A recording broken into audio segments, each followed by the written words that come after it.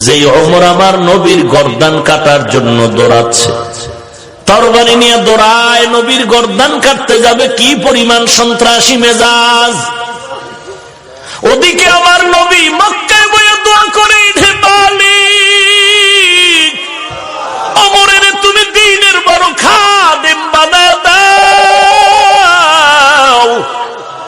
আরশে আজিম থেকে ফয়সালা আসতেছে, ওমর তরবারিটা তোর গলায় লাগবে, মুহাম্মাদের গলায় লাগবে না। ওয়া মাকারু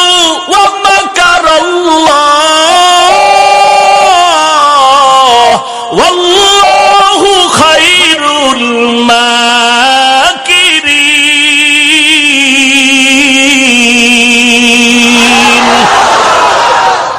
বান্দা তুই যত চালাকি করবি, তোর চালাকি আল্লাহর দরবারে টিকবে নাকি? 80 বছর লাগায় যত বাটপারি করবি, মুসলমানের 1 মিনিটের চিন্তার সামনে ধ্বংস হয়ে যাবে। মুসলমানের সামনে পারবি না। এই দেশের মুসলমান সিলেটের জমিনে 360 আউলিয়ার কাফেলা নিয়ে ঢুকলেন শাহজালাল। গৌর গোবিন্দ কয়রে টুপিওয়ালা পাগড়িওয়ালা, ভেগে যাও। শাহজালালের অস্ত্র নাই, আছে একটা লাঠি আর পাগড়ি আর তসবিহ। দাওয়াত ও তাবলীগের মুরব্বী ইলিয়াস রহমাতুল্লাহ আলাইহি মক্তবে যায়, হাতের মধ্যে একটা লাঠি নিয়ে যায়। শাহজালাল ইয়ামান থেকে বাংলাদেশে আসছেন, তসবিহ আছে, একটা লাঠিও আছে। ওরে মৌলবী, তোমরা সন্ত্রাসী চাও না, হাতের মধ্যে বাঁশের লাঠি কেন? শাহজালাল ডাক দিয়া কয়, অন্ধ বুড়ি রাস্তা দিয়ে হাঁটে, চোখে দেখে না, হারিকেন জ্বালায় হাঁটে রাতের অন্ধকারে। একজনে কয়, বুড়িমা তুমি তো চোখে দেখো না, আবার হারিকেন জ্বালাইছো কেন? কয়, আমি রাস্তা দেখার জন্য জ্বালাই না, আমারে যেন কোনো মগায় ধাক্কা দিয়া ফালায় না দেয়। মুসলমানের হাতের লাঠি কাউকে আঘাত করার জন্য না, তাহলে হাতের মধ্যে লাঠি কেন? বলে, আমি নামাজে দাঁড়ায় গেলাম, পাগড়ি মাথায়, মুসলমানের সামনে নিয়ে কোরআনের বয়ান করি, কোরআন তেলাওয়াত করি। হঠাৎ করে কোন বেঈমানের বাচ্চা যদি আমার পাগড়ি ধরে টান দেয়, কোন বেঈমান যদি আমার নবীর ইজ্জত ধরে টান দেয়, কোরআনের বিরুদ্ধে কথা কয়, আমরা কাউকে মারব না, কিন্তু আমাদের যদি কেউ গালি দাও, কোরআনের বিরুদ্ধে কথা কও, আমাদের পাগড়ি টুপি ধরে টান দাও, দাড়ির বিরুদ্ধে কথা কও, আমাদের পাগড়ি, আমাদের দাড়ি টুপি কোরআন আর আল্লাহর ইজ্জত, নবীর ইজ্জত রক্ষা করার জন্য বেঈমানের মোকাবেলায় লাঠি আত্মরক্ষা হিসাবে ব্যবহার হতে হবে। গৌর গোবিন্দ কয়, ভেগে যাবে পাগড়িওয়ালা। শাহজালাল বলে, তুই চিননি আমি মুসলমান? মুসলমানের চরিত্র জানুনি? মুসলমান যেই কদম সামনে দেয়, ও কদম কোন বেঈমানের ভয়ে পেছনে ফেরত নেয় না। গৌর গোবিন্দ বলে, বাড়াবাড়ি করবা না? কয়, কোনো বাড়াবাড়ি নাই, কালেমার কথা বলবো আল্লাহর জমিনে। বলে, এখান থেকে ভেগে যাও। বলে, ভাগবো না। বলে, যুদ্ধ হবে। শাহজালাল বলে, যুদ্ধ হবে, তবে গৌর গোবিন্দ মাস্তানি করে টাকার গরম, আর শাহজালাল গৌর গোবিন্দের প্রতিবাদ করে একমাত্র চোখের পানি আর ইলম ও আমলের গরম। আগামীকাল যুদ্ধ হবে। শাহজালাল নিরুপায় হয়ে গেলেন। আউলিয়াদের কাফেলা নিয়ে রাতের বেলা আল্লাহর সাথে গভীর রাত্রে কথা বলতে শুরু করলেন। সিজদায় পড়ে কান্নার আওয়াজ, ও আল্লাহ, তুমি ছাড়া কেউ নাই, অস্ত্র নাই, ধনবল নাই, জনবল নাই, কিছুই নাই রে আল্লাহ, তুমি আসমান থেকে সাহায্য করো রে মালিক। নামাজ পড়ে মুনাজাত করলেন, কানলেন। নামাজের পরে ফজরের নামাজ হবে, আজান হবে, সময় অল্প বাকি। আল্লাহর ওলি শাহজালাল বলে, এই কাফেলার মধ্যে এমন একজন আল্লাহর ওলি আছেন নাকি জীবনে জামাত ছাড়া নামাজ পড়েন নাই? নাসিরউদ্দিন নামের একজন ওলি কামেল দাঁড়ায় বললেন, আমি জীবনে এক ওয়াক্ত নামাজও ছাড়ি নাই, জামাতও ছুটে নাই। শাহজালাল বললেন, আজ আপনার পবিত্র কণ্ঠেই হবে ফজরের আযান। সময় এসে গেল, নাসিরউদ্দিন নামের ওলি কামেল দাঁড়ায় গেল। সময় মতো যখন জবান মোবারকে ফজরের আযানের ধ্বনিটা তুললেন, আল্লাহু আকবার, আল্লাহু আকবার, আওয়াজ যখন তুললেন, সাথে সাথে আল্লাহর কুদরতি ফয়সালা গৌর গোবিন্দের মধ্যে জাল জ্বালা জমিনের মধ্যে শুরু হয়ে গেল। এদিকে নাসিরউদ্দিনের আযান চলতেছে, আর গৌর গোবিন্দের জমিনের মধ্যে কাঁপাকাঁপি শুরু হয়ে গেল। আযান চলতেছে, জমিন কাঁপতেছে, আযান চলতেছে, জমিন কাঁপতেছে। হঠাৎ করে তাকায় দেখে আযান শেষ, বেঈমান গৌর গোবিন্দ শেষ। ওয়ালা তাহিনু ওয়ালা তাহজানু ওয়া আনতুমুল আ'লাউন ওয়া আনতুমুল আ'লাউনা ইন কুনতুম মুমিনিন।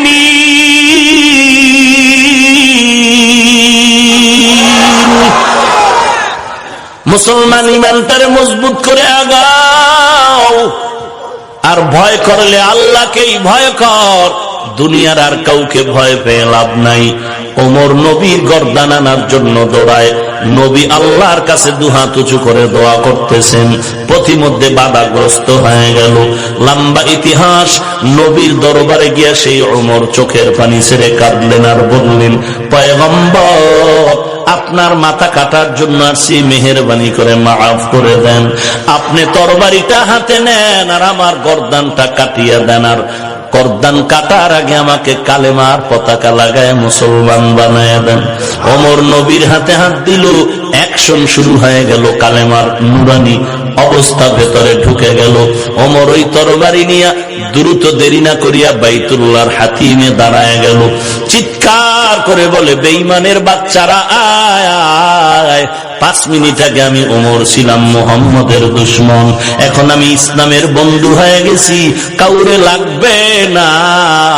আমি ওমরের সামনে বেঈমানের জন্য আমি ওমর যথেষ্ট, তরবারির সামনে দাঁড়াও।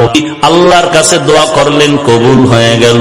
যেই ওমর নবীরে মারতে গেল, সেই ওমর আল্লাহর কাছে কি পরিমাণ দামি হয়ে গেল। আল্লাহর কাছে ওমর এখন কান্না করে।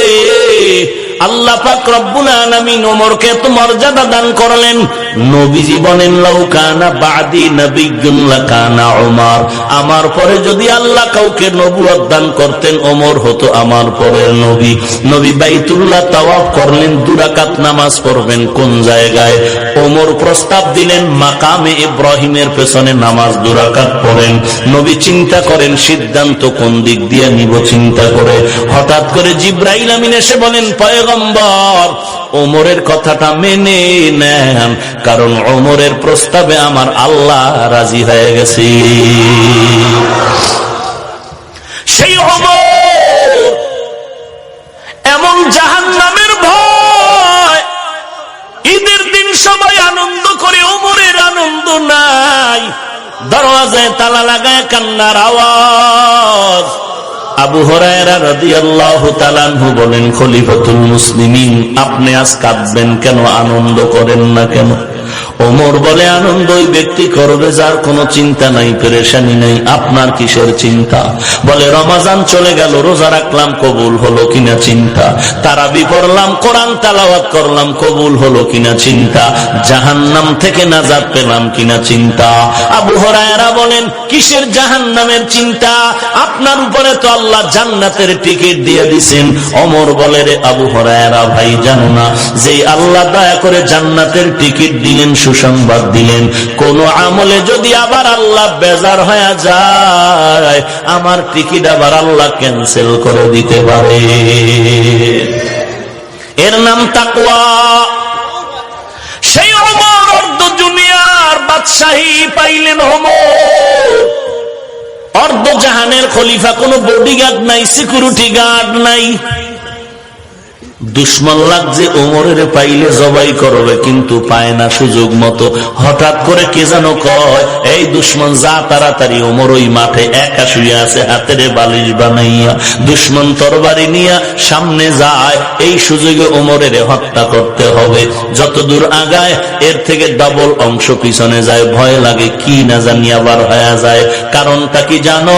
ক্বালান নবী সাল্লাল্লাহু আলাইহি ওয়া আলিহি ওয়াসাল্লাম, মান হাফিজা সুন্নতি আকরামাহুল্লাহু তাআলা বিআরবা'i খিসাল, যারা আমার রাসূলের সুন্নতের কলিজার মধ্যে আঁকড়ায়া ধরে রাখবে, আল্লাহর নবী বলেন আল্লাহ তাআলা তাকে 4টা পুরস্কার দিয়ে মর্যাদা বাড়ায়া দিবেন। 1 নাম্বার, আল মাহাব্বাতু ফি কুলুবিল বারারা, নেক আমলওয়ালা আল্লাহওয়ালার সিনার মধ্যে ওই সুন্নতের মায়া ঢুকায় দিবে। ওরে বান্দা চিনে না, এরপর দিল থেকে সুন্নতওয়ালারে মোহাব্বত করবে আল্লাহওয়ালা। যেই লোকটাকে চিনে না, এরপর মোহাব্বত, দূর থেকে মোহাব্বত করবে আর দোয়া করবে, আল্লাহ মোহাব্বত অন্তরে ঢেলে দিবেন। হাদিসের মধ্যে নবী বলেন, আল্লাহ যাকে পছন্দ করেন, আল্লাহ জিব্রাইলের ডেকে বলেন, এই জিব্রাইল, আমি ওই জমিনের বান্দাটারে ভালোবাসি, তুইও ভালোবাস। জিব্রাইল আমিন ভালোবাসে, আর আসমানের ফেরেশতারে কয়, জমিনের ওই বান্দাটাকে আল্লাহ ভালোবাসেন, আমিও ভালোবাসি, তোমরাও ভালোবাসো। সমস্ত আসমানের ফেরেশতারা যখন ভালোবাসতে শুরু করে, তখন ওই ভালোবাসার এখন জমিনের মধ্যে অ্যাকশন শুরু হয়ে যায়। তখন জমিনওয়ালারাও ভালোবাসা শুরু করে। কি ব্যাপার, অমুকের এত ভালোবাসো কেন? ওর তো কোনো যোগ্যতা নাই, কিছু নাই। কেন বাসি তাও জানি না, এমনিই বাসি। ওরে বাবা, চাবি জমিনে নাই, এই ভালোবাসার চাবি হলো আসমানের ভেতরে। সুন্নতের আমল মজবুত করলে 4টা পুরস্কার দিবেন আল্লাহ। 1 নম্বরে আল্লাহওয়ালার অন্তরে মোহাব্বত বেড়ে যাবে। 2 নম্বর, আল হায়বাতু ফি কুলুবিল ফাজারা, সন্ত্রাসী ভণ্ড যারা, ওদের অন্তরে ভয় ঢুকে যাবে। ও অস্ত্র লয়ে কয়, আজকেই কিন্তু হাটহাজারের হুজুরের মেরেই ফেলবো, আজকেই কিন্তু অমুক হুজুরের মারিয়াই ফেলাবো। কিন্তু আল্লাহর নবী কয়, ভয় পাইস না, সুন্নতের আমল নিয়ে যদি মজবুত হয়ে থাকো, ওই তো সন্ত্রাসী অস্ত্র নিয়ে সামনে যখন দাঁড়াবে, চেহারার দিকে নজর পড়লে অস্ত্র হাত থেকে পড়ে যাবে। তখন বলবে, হুজুর আপনি একটু দোয়া করবেন। আর ছিলাম একটু এমনি, দোয়ার জন্য আসছি, দোয়া করে দেন, দোয়া করে দেন। তখন যারা টাকা দিয়ে ভাড়া করছে, এরাও বিপাকে পড়বে, টাকা দিয়ে আমার জ্বলে গেল, তোরে আনলাম কি জন্য, ভূত ছাড়া ভিতরে দিবুতে পাইল, কি ব্যাপার? কোন ব্যাপার না, সুন্নতের বরকত। ওয়াসআতু ফির রিজক, 3 নাম্বার বরকত, রিজিকে বরকত বেড়ে যাবে। 4 নাম্বার, ওয়াসআতু ফিদ্দীন, দ্বীনের উপরে ইস্তেকামাতের যোগ্যতা আল্লাহ বাড়ায় দিবেন। ভাইরা আমার, ওই দুশমন তরবারি নিয়ে যায়, ওমর একা, অর্ধ জাহানের খলিফা ওমর ঘুমায়, সুযোগ পাইয়া সামনে আগায় পেছনে যায়। এরকম করতে করতে যখন সামনে গেল, কাছাকাছি, তরবারিটা বের করছে, সামনে গিয়া আর একটা কদম সামনে গিয়া মারবে। কিন্তু আল্লাহর কি কুদরত, তাকায় দেখে ওমর একা ঘুমায় না, জংলার একটা বাঘ ওমরের পাহারা দিতেছে। দেখা ভয়ে অস্ত্র পড়ে গেল, ওমরের সজাগ হয়ে গেল, তাকায় দেখে আছে না মানুষ দাঁড়ানো, অস্ত্র পেছনের মাটিতে। ওমর ডাক দিয়ে কয়, ভাই ভয় পাইও না, কোথা থেকে আসছো? সব ঘটনা শোনার পরে বলে, আমি এইভাবে আসছি, এখন আমাকে মাফ করে দেন, মুসলমান বানায় দেন। সেই ওমর কি পরিমাণ আল্লাহর ভয় আর তাকওয়া! দিনের বেলা মানুষের বিচার করে, আর রাতের বেলা মানুষের বাড়ি বাড়ি খোঁজ খবর নাই, কার কি অসুবিধা আছে। যাবো আর একটু সামনে। ওমর এক পাহাড়ি এলাকায় গিয়ে দেখে, একটা পাহাড়ের নিচে একটা জঙ্গল জঙ্গল ভাব, ঘরের পাশে আগুন জ্বলে, আগুন। কাছে আগায় দেখে এক বৃদ্ধা মহিলা বসে আছেন, একটা পাত্রে পানি গরম করে, আর তার চতুর্পার্শ্বে বাচ্চাগুলো ঘুমিয়ে আছে। ওমর নজর করে দেখলেন একটা ক্ষুধার্ত বাচ্চা সজাগ হয়ে বলে, আম্মু খানা দাও। মা বলে, খানা রেডি হচ্ছে, অপেক্ষা কর। আবার বাচ্চা কান্না করে করে ঘুমায় গেল। ওমর সালাম দিলেন। মহিলা বলে, কে তুমি? বলে, আমি এক যুবক সন্তান আসছি। কি ব্যাপার? বলে, আসছি কোন উপকারে যদি আসতে পারি এই জন্য আসলাম। আমি যে ওমর, এই পরিচয়টা গোপন রাখলেন মহিলার কাছে। মহিলা ডাক দিয়া কয়, ভাই তোমার কাছে একটা আমার নালিশ আছে, আমার মনে একটা ব্যথা আছে। আমার দেশে নাকি ওমর নামের এক ব্যক্তি দেশ পরিচালনা করে। দুনিয়াতে পারি তো পারি, না হয় কিয়ামতের ময়দান আমি আল্লাহর আদালতে বিচার দায়ের করব। ওমর ডাক দিয়া কয়, কেন? বলে, তাকায় দেখো এই বাচ্চাগুলো একদিন দুদিন না খায়া না খায়া মাটিতে পড়ে আছে, আমার পেটেও খানা নাই। আমি বাচ্চাদের ধোকা দিতেছি এই পাতিলার মধ্যে, এই পাত্রের মধ্যে পানি গরম করি আর বলি খানা আছে, রেডি হোক। আল্লাহর বান্দা হযরত ওমর মহিলাকে বলেন, একটু দাঁড়ান, আমি দেখতেছি কিছু করা যায় না। এই মহিলা জানে না ওমর তার সামনে দাঁড়ানো। এর নাম তাকওয়া, এর নাম হলো আল্লাহর আযাবের ভয়। ওমর দৌড়াইয়া চলে গেলেন বাইতুল মাল, অর্থ মন্ত্রণালয়ে। ওমর গিয়ে একটা আটার বস্তা রেডি করলেন, সাথে মাত্র হযরত একজন গোলাম আসলাম ছাড়া কেউ নাই। ওমর আটার বস্তা রেডি করে বলে, আসলাম আমার মাথায় তুলে দে। আসলাম বলেন, খলিফাতুল মুসলিমিন আপনার মাথায় বস্তা দিবেটা কেমন হয়? ওমর বলে, তুই কি চাও আমি মাওলার দরবারে আসামির কাঠগড়ায় দাঁড়াইতে চাই? না না, চাই না। কত তাড়াতাড়ি আমার দায়িত্ব পালন করার সুযোগ দে। এবার আসলাম নিরুপায় হয়ে খলিফাতুল মুসলিমিনের মাথায় আটার বস্তা তুলে দিলেন। এমনি কি দিন এই পর্যন্ত আসছে? কাসেম না নতবের ইতিহাস। টাকা নাই, খানা নাই। ওই ট্রেনে ছাত্র যায় মাদ্রাসায় পড়তে, উনি কুলি হইয়া দিন মজুর হয়ে গিয়া ছাত্রের গাট্টিটা নিয়া এরপরে মাদ্রাসায় আগায় যায়। এমনি এলেমের নূর এই পর্যন্ত আসে নাই। আল্লাহ ইখলাসের বরকতেই বাতি জ্বালায় রাখছে। হযরত ওমর এবার আটার বস্তা নিয়ে হাতে, গোলাম আসলাম পেছনে। বাড়ির কিনারায় গিয়ে কয়, আম্মা যান ভেতরে যান।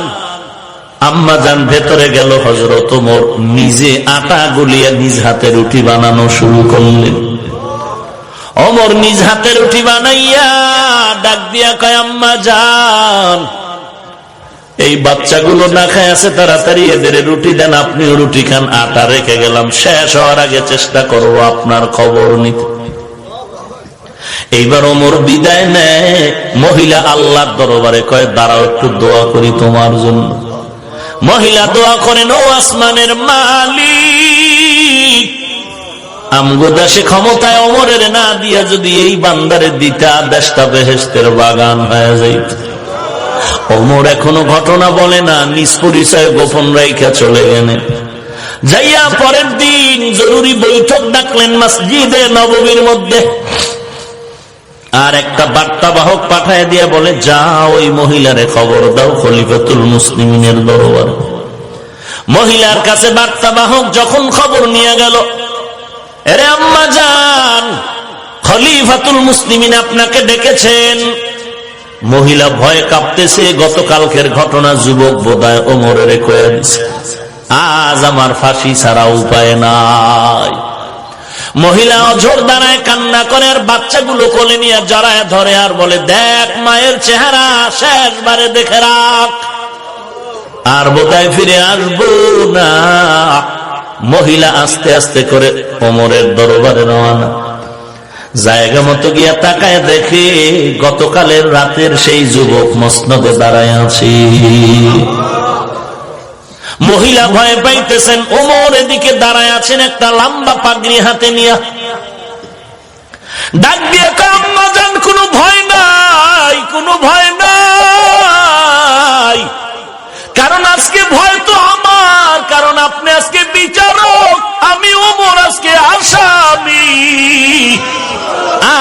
আপনি আমার বিচারক। এই পাগড়ি গলায় মাথা দিয়ে পেঁচায় দিলাম, আপনি পাগড়ির মাথার এক অংশ নিয়ে আমারে মদিনার অলিতে গলিতে টানেন আর বিচার করেন। কেন? আপনার খবর সময় মতো নিতে পারলাম না। আমি সময় মতো আপনার খবর কেন নিতে পারি না? আমার বিচার করেন। তারপরও আমি চাই দুনিয়াতে আমার বিচার হোক, কিয়ামতের দিন যেন ওই জাহান্নামের আগুনে জ্বলতে না হয়, আল্লাহর আসামির কাঠগড়ায় যেন দাঁড়াইতে না হয়। কারণ ওই কাঠগড়া বড় কঠিন। সূর্য মাথার উপরে নেমে আসবে, একটা নয়, দুইটা নয়, 12টা মুখ সূর্যের জমিনের দিকে ফিরে দেওয়া হবে। সূর্য মাথার উপরে যখন নেমে আসবে, গুনাহগারের মাথার মগজগুলো টাস টাস করে ফেটে যাবে। ওদিকে জাহান্নামের আওয়াজ। জাহান্নাম বলবে, আল্লাহ গুনাহগার গুলো কই?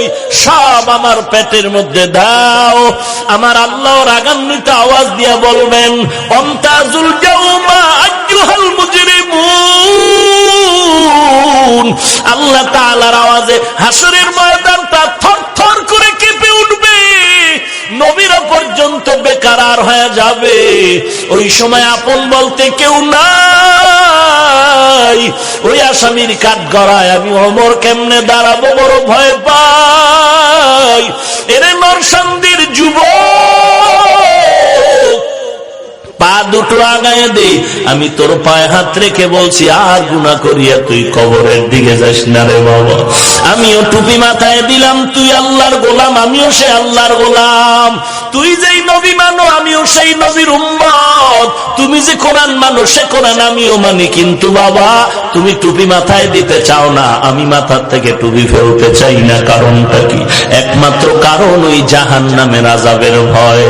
একটা বেতের বাড়ি হাতে দিলে সহ্য করতে পারি না ব্যথা।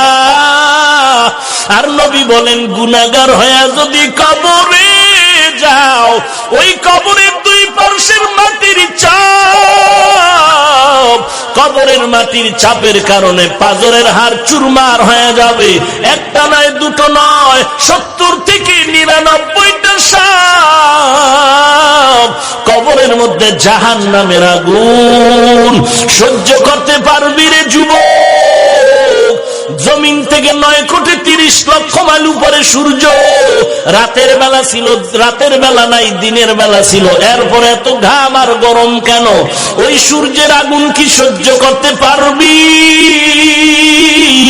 যদি বলো না, না পারবি না, পায়ে হাত রেখে বলি, আর গুনাহ করিস না রে ভাই। তোমার মতো যুবক স্কুলে পড়ে, নামাজ বাদ দেয় না। র্যাব, আর্মি, পুলিশ, বিডিআরের চাকরি করে, নামাজ বাদ দেয় না। তুমি আল্লাহর দরবারে চোখের পানি ছেড়ে কান্না করো, তওবা করো। আল্লাহর নবী বলেন, কান্না করো। কান্না না আসলে কান্নার বাহানা করো, তাতেও সওয়াব। কারণ দুনিয়ার ঘরে আগুন লাগলে পানি ছাড়া যেমন ঠান্ডা করা যায় না, গুনার কারণে যদি কপালে জাহান্নামের আগুন লাগিয়েই যায়, চোখের পানি ছাড়া জাহান্নামের আগুন ঠান্ডা হবে না রে বাবা। ডানে বামে তাকায় দেখ, কোনো কান্নাওয়ালা কেউ পাও কিনা?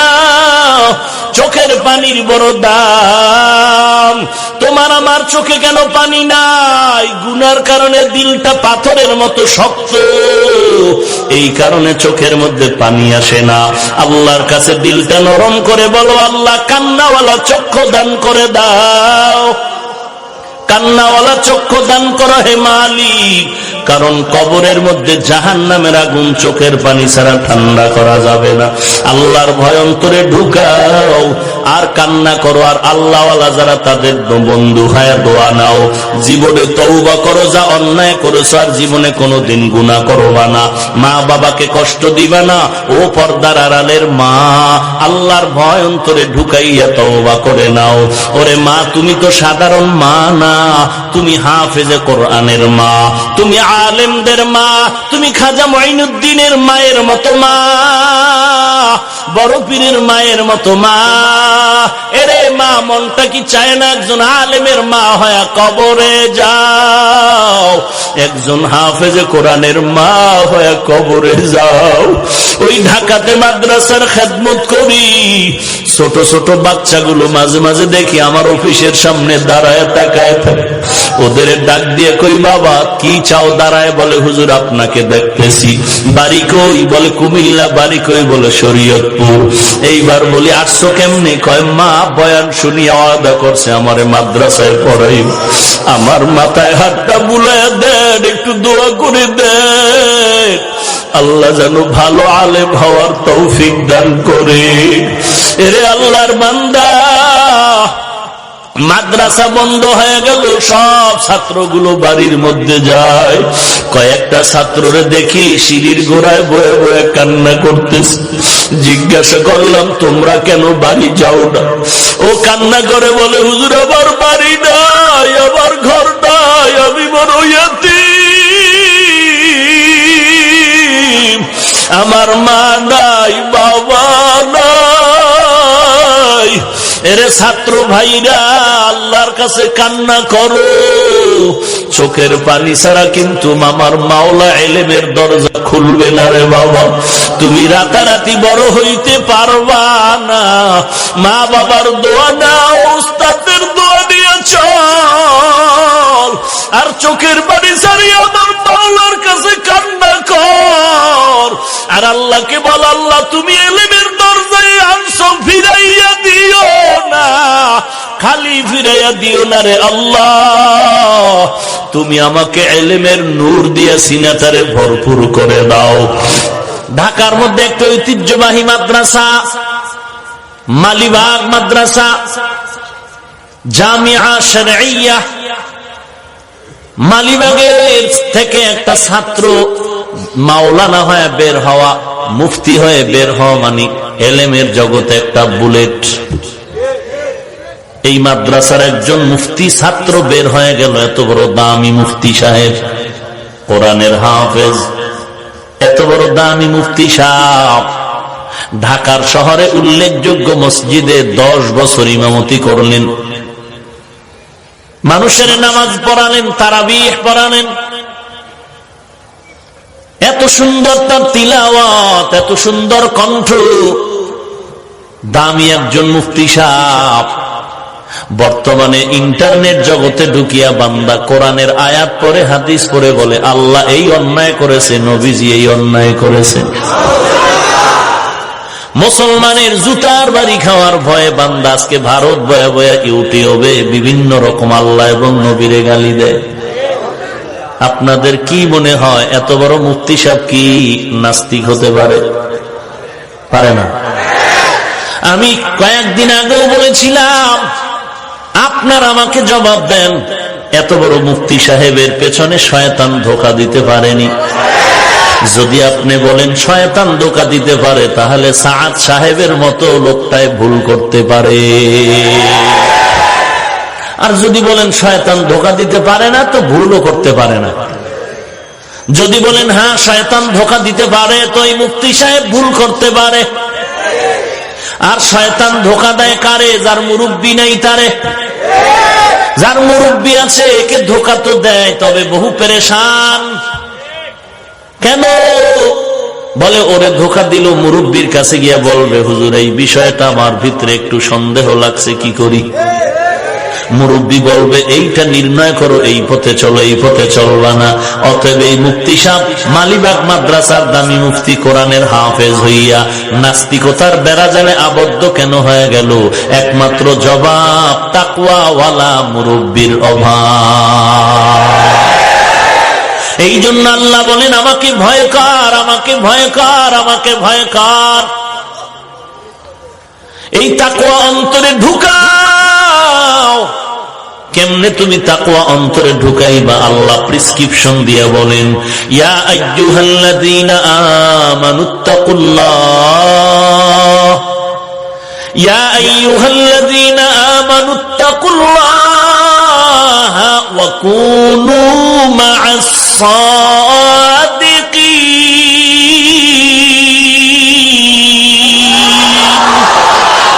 সোহবতে সালেহ তোরা সালেহ কুনাত, সোহবতে তনে তোরা তলে কুনাতিক জমানা সোহবতে বা আউলিয়া বেহতার আজ সদ সালে তাআত বেরিয়া। তাকওয়া অর্জন করার যত প্রেসক্রিপশন আছে এর মধ্যে একটা হলো আল্লাহওয়ালার বন্ধু হয়ে যাও। আল্লাহওয়ালা কেরা? যারা বিড়ি টানে, যাদের দাড়ি নাই টুপি নাই, এরা আল্লাহওয়ালা। আলা ইন্না আউলিয়া আল্লাহ লা খাউফুন আলাইহিম ওয়ালা হুম ইয়াহজানুন আল্লাযীনা আমানু ওয়া কানু ইয়াত্তাকুন। সাবধান হে আউলিয়া কেরাম, এক বচনে ওলি, বহু বচনে আউলিয়া। আকাশেতে লক্ষ তারা, এক চাঁদের আলো। লক্ষ মানুষ থেকে একজন আল্লাহওয়ালা ভালো। আউলিয়ারা কারে অকবা এখতিয়ার জাহেলারা কারে দুনিয়া এখতিয়ার। মাইলে মোমেন সোয়ে মোমেন মিশাওয়াত মাইলে কাফের সোয়ে কাফের মিশাওয়াত। আল্লাহওয়ালা হওয়ার জন্য দুইটা গুণ লাগবে। এক নম্বরে পরিশুদ্ধ ঈমান, দুই নম্বরে তাকওয়া। তাকওয়া মানে আল্লাহর ভয়, তাকওয়া মানে ইখলাস। থাকে কই? দেখা যায়। দেখা না যাওয়ার কারণেই তো মুনাফিকরা চুরি করে। কি চুরি করে? 40, 50, 60 বছরের ভাই, মাথায় কেন টুপি নাই?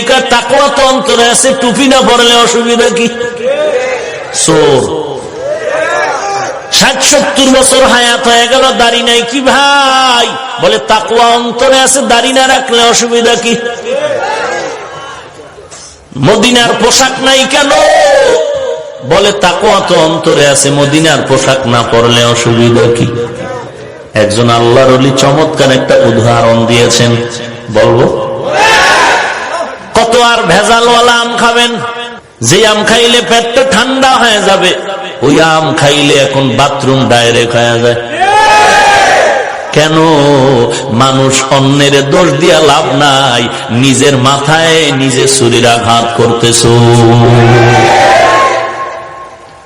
কত বড় নিমক হারাম। যারাই ফলের মধ্যে ভেজাল করো, ওই ফল তো তোর বাচ্চা খাবে, তোর মা খাবে, তোর বোন খাবে, তোর আত্মীয় স্বজন খাবে। বিষ মিশায় দিলি কেন? আল্লাহ তো দয়া করিয়া তোরে আম দিছিল, আল্লাহ অপেক্ষা করার জন্য বলছে 1 মাস অপেক্ষা কর, আমি পাকায় দিব। আর আমি পাকায় দিলে তুই দুধ দিয়া আম দিয়া ভাত খাবি, বান্দা তোর শরীরটা মোটা তাজা হয়ে যাবে। সহ্য করতে যারা পারো নাই, কুত্তার মতো জিহ্বাটা যাদের বের হয়ে গেছে, আল্লাহ বলেন আমি আল্লাহকে যখন বেজার করে চালাকি করলি, দুনিয়াতেও খাইলি কালা পোষা পালার বেতের বাড়ি, টাকা হলো জরিমানা, জেলখানা বোনা। কয়দিন আর বাটপারি করবি রে ভাই? এই করে কি লাভ হবে যেই বাটপারি ধরা খাইলি? ওই টাকার পাহাড় গড়ে কি লাভ হবে যেই টাকায় জেলখানার মেহমান হয়ে গেলি? ওই বিল্ডিং 5 তলা করে কি লাভ হবে যেই বিল্ডিং দুদকে সে আর রাজুকের লোক ভেঙে দেয়? ওই সন্তানের আব্বা হয়ে কি লাভ হবে যেই সন্তান তোরে কানে ধরে উঠায় আর বসায়? ওই স্ত্রী বিয়ে করে কি লাভ যেই স্ত্রীর কারণে তুমি স্বামী মানুষের সামনে মুখ দেখাতে পারো না? এরে নবীর উম্মতের দল, এই সব ভেজালের পেছনে 3টা দোষ আছে, দুর্বলতা আছে। 1 নম্বরে জাহান্নামের ভয় নাই, ধর্মীয় কোরআন সুন্নাহর গভীর শিক্ষা নাই। 3 নম্বরে তাকওয়াওয়ালা কোনো মুরব্বী নাই। মুরব্বী লাগবে নি? যারা বলে লাগবে না তারা ভণ্ড। ওদেরকে যারা ভণ্ড বলে না তারাও ভণ্ড। কত বড় বেয়াদব হইলে বলে ইমাম আবু হানিফা মুশরিক।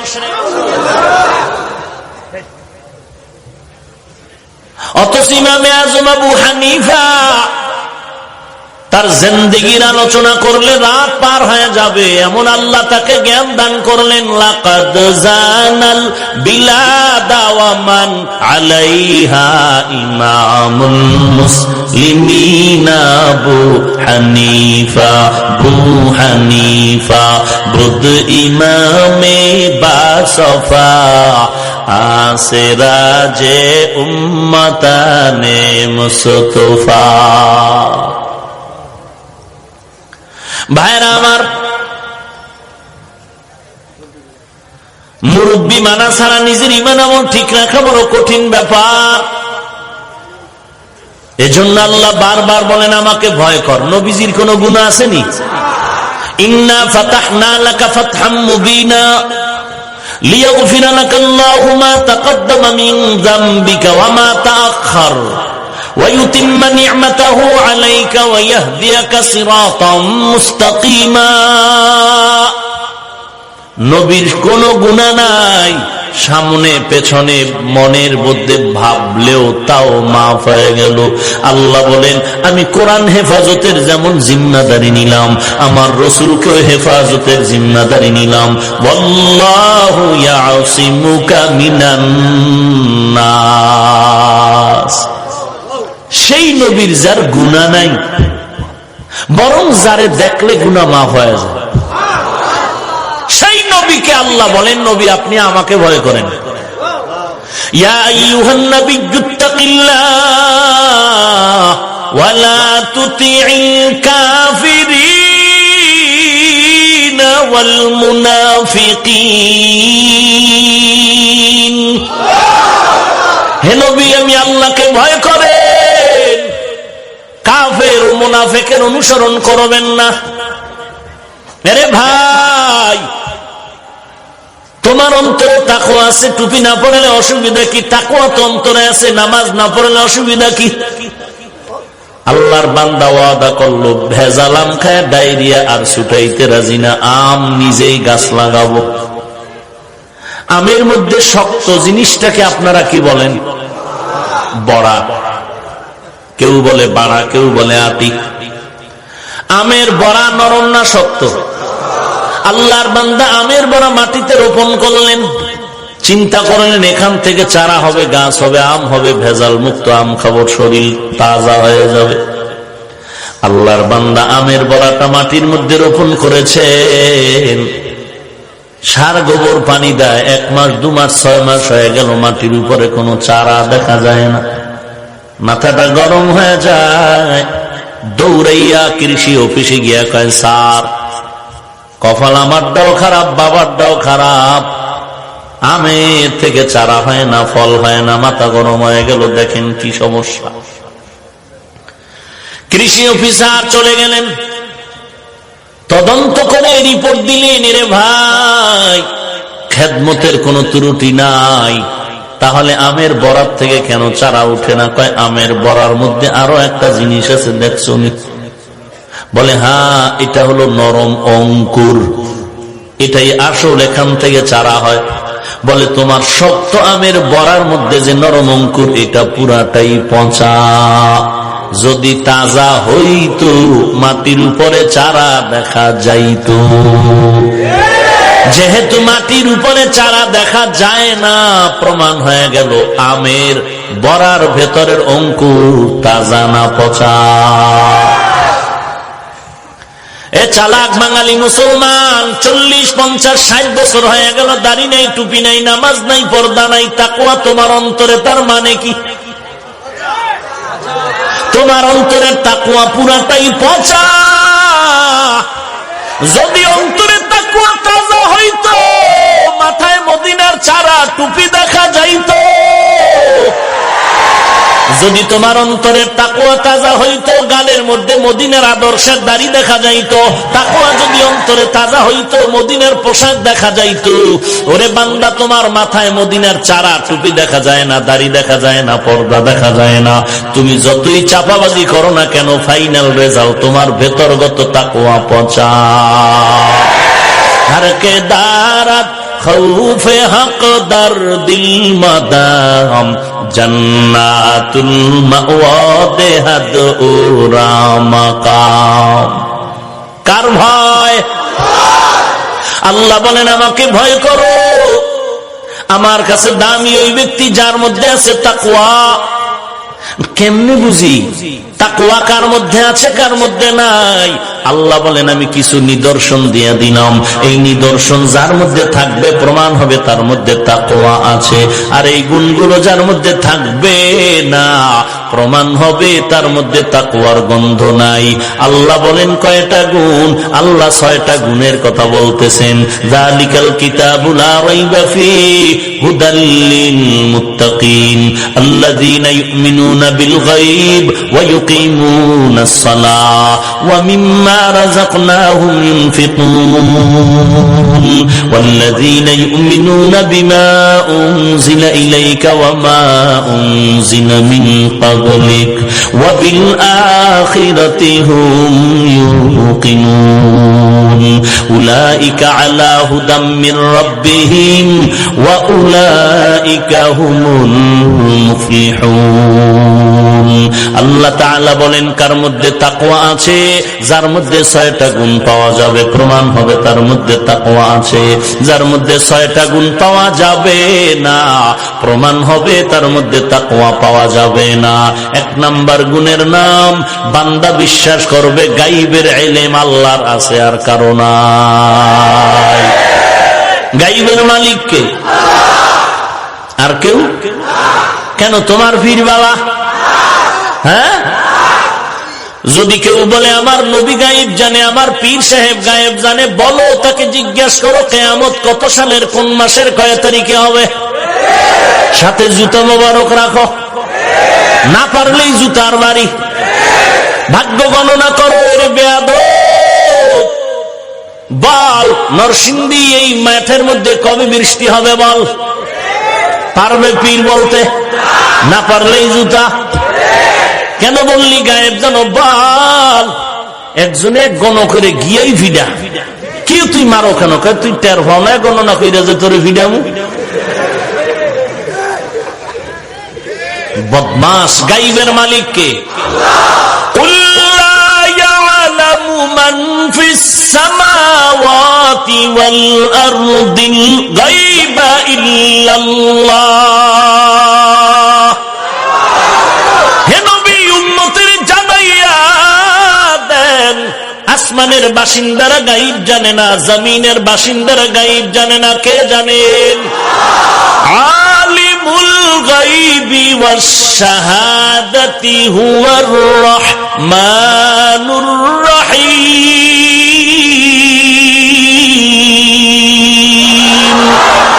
ই কালামে জিন্দা কুরআনে হাকিম হিকমতে উলায়া জালাসতু কদিম জামিউল ইলমি ফিল কুরআনে হাকিম তাকাসারাত আনহু আফহামুর রিজালি বখা কুরআ কালামুল্লাহ বসনো কদিমাস্তি কদিমাস্তি নইনো।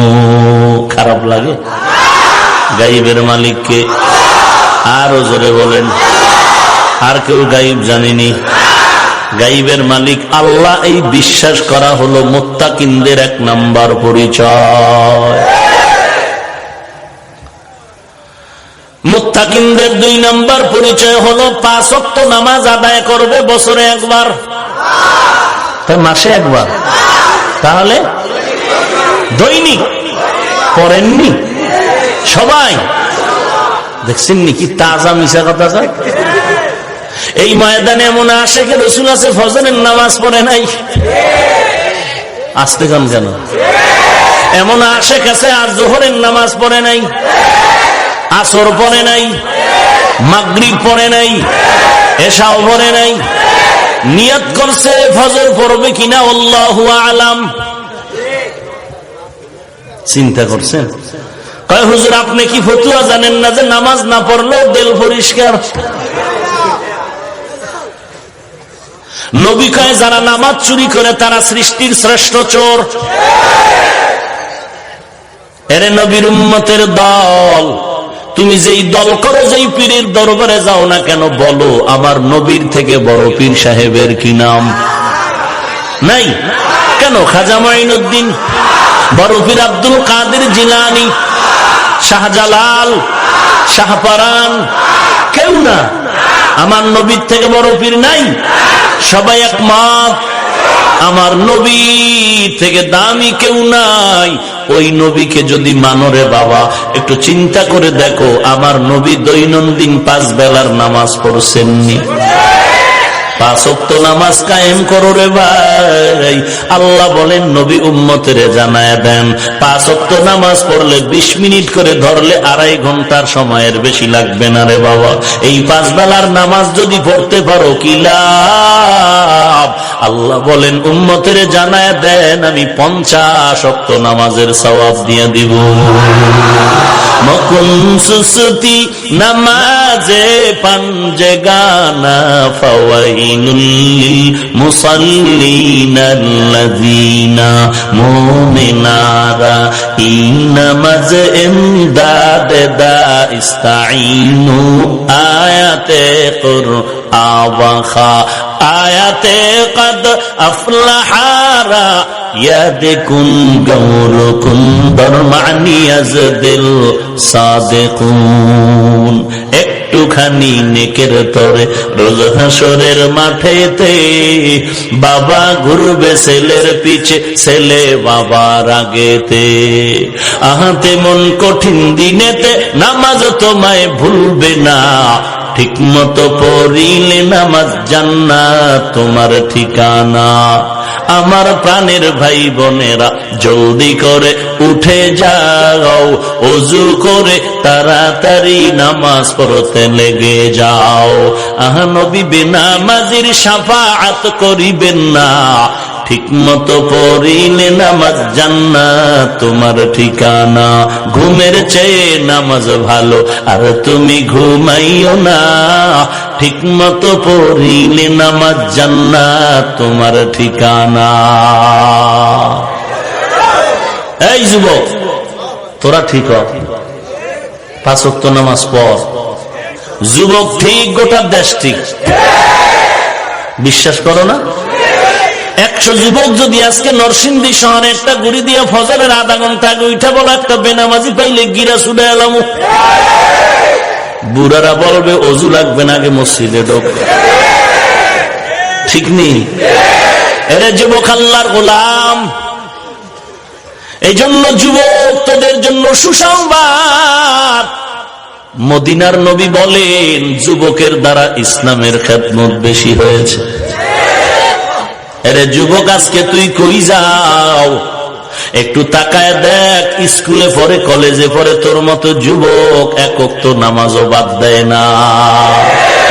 আজান শুনে আসো যারা বিছানায়, তাদের জন্যে কান্দেন নবী মদিনায়, তাদের জন্যে কান্দেন নবী মদিনায়। সেই নবীর জন্যে কি মায়া লাগে না? হায়রে মানুষ নামাজ কেনে পড়ো না? হায়রে উম্মত মসজিদে কেন আসো না?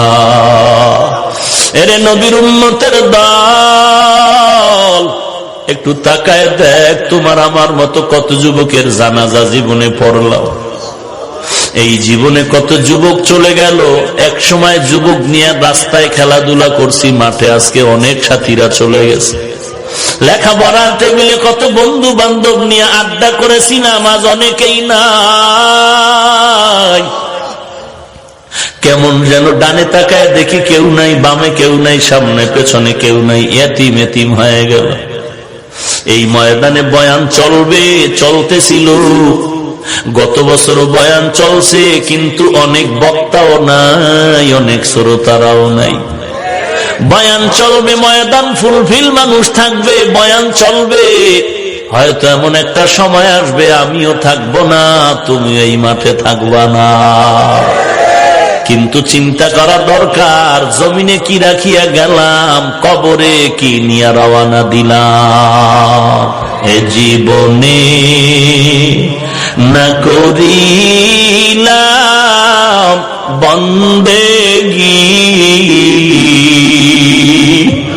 এ জীবনে না করিলাম বন্দেগী,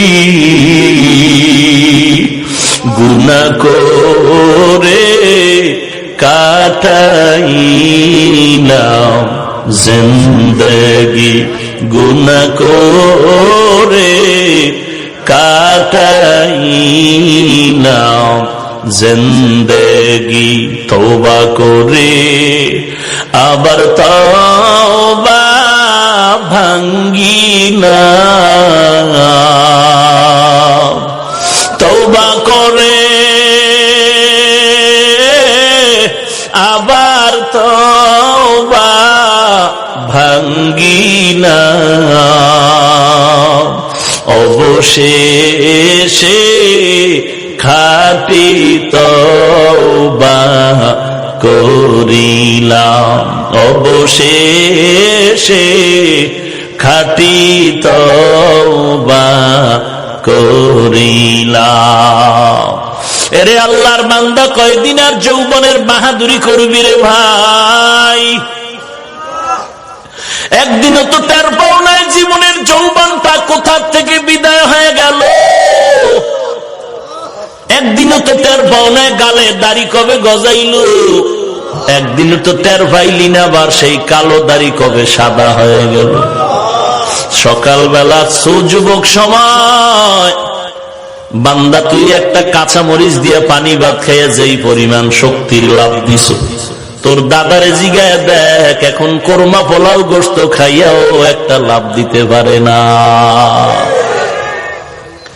এরে যুবক, যৌবনের বাহাদুরি আর কত করবি?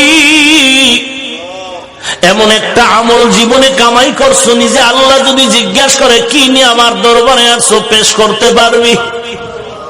ওরে বাবা, তুমি কেন, তোমার আমার থেকে দামি দামি আল্লাহওয়ালারা জীবন ভর কান্না করেছেন, কবরে কি উপায় হবে আমার।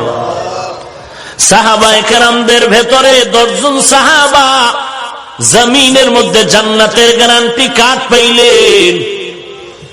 এর মধ্যে 1 নম্বরে আবু বকর, 2 নম্বরে ওমর, 3 নম্বরে ওসমান, 4 নম্বরে হযরত আলী রাদিয়াল্লাহু আনহুম আজমাইন।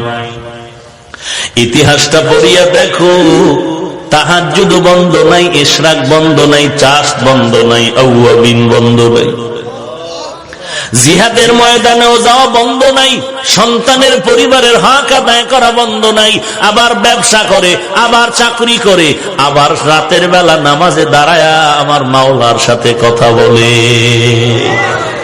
অতি গভীর হয় রজনী যখন, নীরবে প্রভুর নাম জপিও তখন, প্রভুর করুণা যদি পাইবারে চাও, প্রভুর করুণা যদি পাইবারে চাও, গভীর রাতে উঠে প্রভুর গুণগান গাও, গভীর রাতে উঠে প্রভুর গুণগান গাও। এরে নবীর উম্মতের দল, এমন একজন আল্লাহর ওলির নাম বলো যেই বান্দা রাতের বেলা তাহাজ্জুদ না পড়ে ওলি কামেল হয়ে গেছে। না না, আমার নবী সারা রাত নামাজ পড়তে পড়তে তার পা মোবারক ফুলে যাইত। আম্মা জান আয়েশা রাদিয়াল্লাহু আনহা বলতেন, কি ব্যাপার, আপনি এত কষ্ট করেন কেন? আপনার তো কোনো গুনাহ নাই। রাহমাতুল লিল আলামিন জবাব দেয়, যেই আল্লাহ আমার এত নেয়ামত দান করেছেন, আমি কি তার শুকর আদায় করব না? এরে আল্লাহর গোলাম, তুমি আজকে টাকার মালিক, বাড়ি গাড়ির মালিক, কত সম্মান আল্লাহ দান করেছেন, কি শুকর আদায় করেছে রে ভাই। 5 বেলার নামাজটাও তাকবীরে উলার সাথে আদায় করতে পারলাম না। এরে নবীর উম্মতের দল, হযরত ওমরের মধ্যে এত পরিমাণ তাকওয়া ঢুকলো আর ভয় ঢুকলো।